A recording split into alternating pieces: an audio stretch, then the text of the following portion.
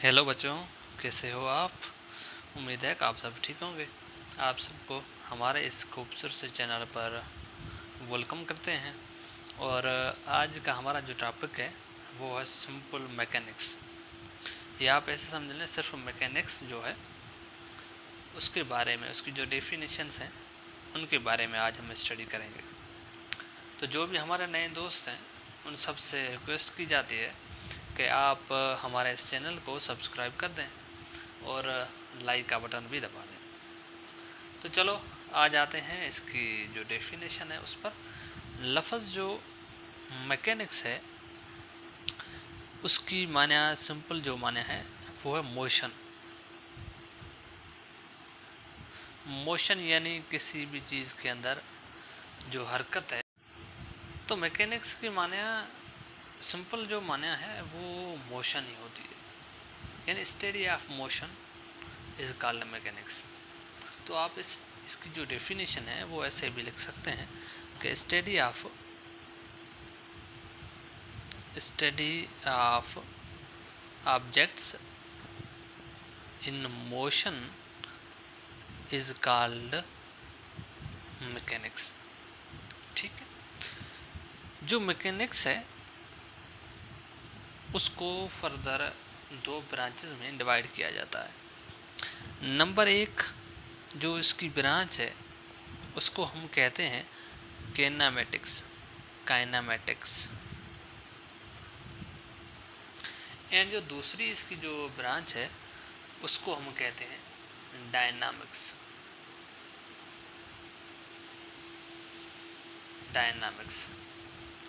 ठीक, काइनामेटिक्स जो लफ्ज़ जो काइनेमा है इसको बोलते हैं काइनेमा।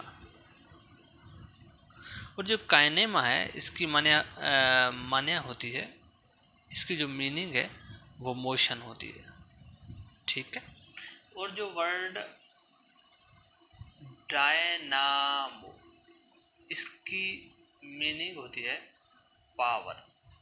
ठीक, तो जो काइनेमेटिक्स है वो भी हमें मोशन के बारे में बताती है, उसके अबाउट बताती है।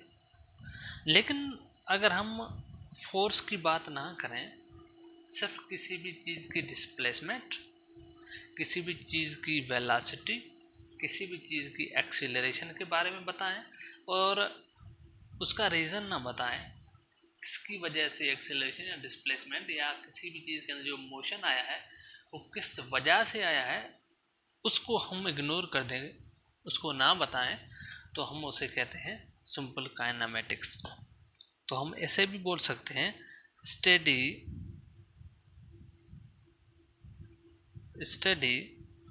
Of bodies in motion without reference of force या टार्क के रेफरेंस के अलावा नाम बताते हुए आप ऐसे कह सकते हैं कि उसके अंदर जो है वो सिंपल काइनेमेटिक्स है। ओके, डायनामिक्स पर आ जाते हैं कि डायनामिक्स जो है वो study of objects in motion, study of objects in motion with the reference of force या आप टार्क भी बोल सकते हैं। ठीक है, और इसके अंदर फोर्स का जो फैक्टर है वो लाजमी होता है, यानी फोर्स का जो फार्मूला है F = ma। तो यहाँ पर हम फोर्स के फार्मूला न्यूटन के लॉज इस्तेमाल करेंगे, यूज़ करेंगे।